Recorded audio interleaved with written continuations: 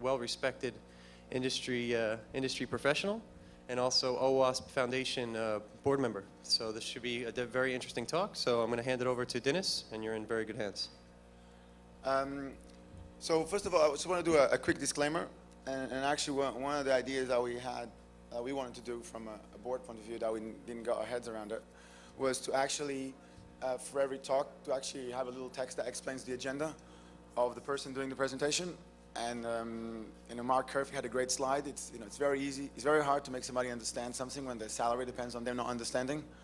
So most of the people who speak here work for companies who have their own agendas, and that's in some ways is not a problem as long as it's not a massive plug for that company. But we need to understand, or you guys need to understand where the person comes from. So what I'm going to show you guys is I think a very interesting research project. And I'm going to show how I approach it, how I solved it. And what I'm going to talk about is my personal opinion. This has nothing to do with OWASP, so I don't have an OWASP hat on. I'm not speaking on behalf of OWASP. I'm not speaking on behalf of the OWASP board, and I'm not even speaking on behalf of Ounce Labs, right? Although I've done this on top of Ounce Labs, although I think they're making some interesting changes recently, this is still not the official line of Ounce Labs. Okay, so I hope I don't get any quotes from here saying Dinis from Ounce Labs said this. It's Dinis' personal opinion, right? Which is what I'm saying. So the first thing I want to show you, right, is the tool that I developed is not for the faint of heart. Right? This is like, an interesting view that I can create with this. And I'm going to go back to another image, but I just wanted to show this because this was actually the first one I developed. And I called it F1 at the time, but then renamed it to O2. And basically, what I'm going to show you is about 90% of this is open source. And I think it's very exciting because I was able to release literally the work that I've done for the last 6 months on an open source license. So there's a very interesting dynamics that can occur. So the first thing I want to say is I think, does that work? Hello? Yeah. So the first thing I want to say is something that is a bit politically incorrect, but I believe probably most guys in this room share this feeling, is that most tools suck, right? Their suckiness might depend, where you stand or what you're trying to do, but most of them, from a point of view of somebody who knows what they're doing or has some expertise in an areas, they really suck, right? Because, it's like here's somebody selling a tool that says, here's a car, and you're going to take you cross country, and then it doesn't take into account that your travel to the cross country doesn't only have roads. You might have other things. You might have rivers. You might have, non-pavement stuff. So what the reality is that you have this crazy world where if you look here, right, in one side you have tool vendors who say, we great, buy us, press a button, there you go. On the other side, you have the consultant guy saying, that sucks because I can find much more stuff than they can. And actually, it's true.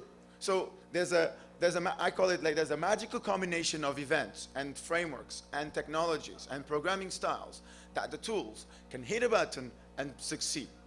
And like, hey, if I can do that for a project and I'm happy that the tool that I'm using did the correct job, look, I'm happy. I've done my job, client is happy, it's great.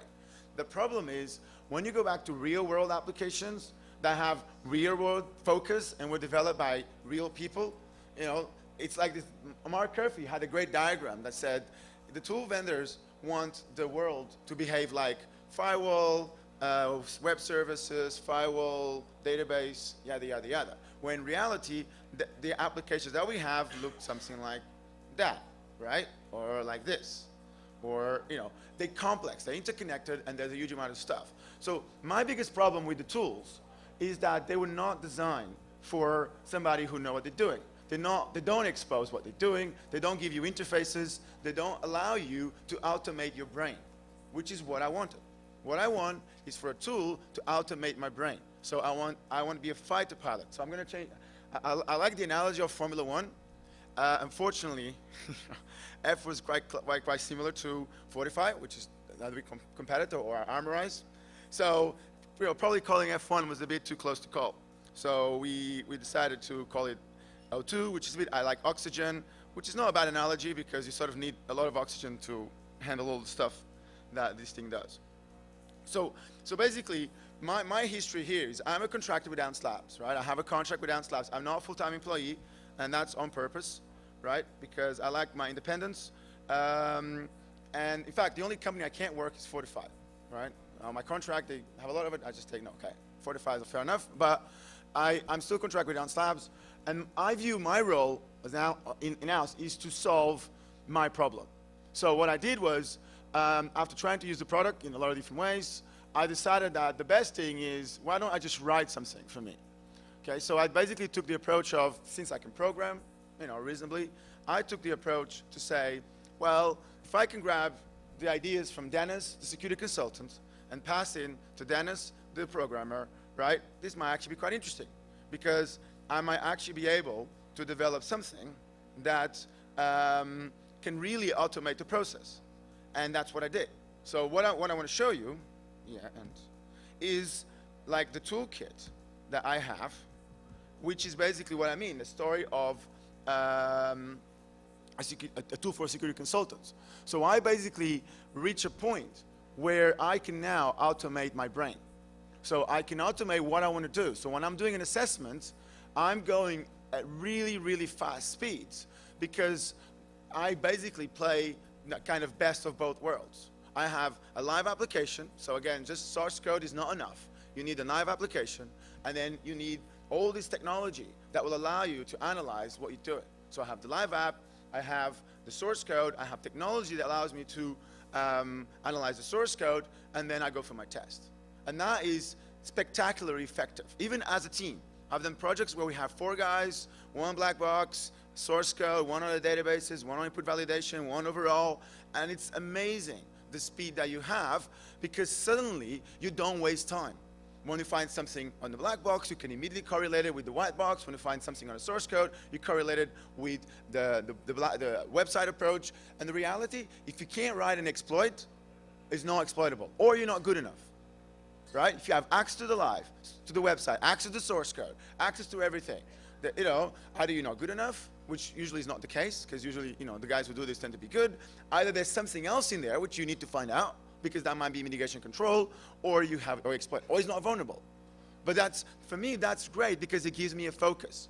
And my objective is to find exploitable vulnerabilities from the website, so I can have what I call insecure patterns. So I can go to the client and explain, this is the problem. And I always try to frame it from a business point of view. So I don't say, you have data, parameter validation. I say, I can control the market if you're a stock market application. So I always give it a bit of a business kind of twist. So basically, the first thing that I did, right, and again, this whole thing, the way this whole thing works is I prototype like crazy, and again, it works really nice when you can just, be in the middle of an assessment or a project, and all this was done on top of live projects, right? And everything I'm going to show you now is open source. It's been released on Codeplex/02. Everything here is open source. The only thing that is not open source at the moment is, well, only in brackets, but is the scanning engine, is the ability to actually run a scan, and the ability to create the dumps, although I'm going to show you a variation of that. And if you want one,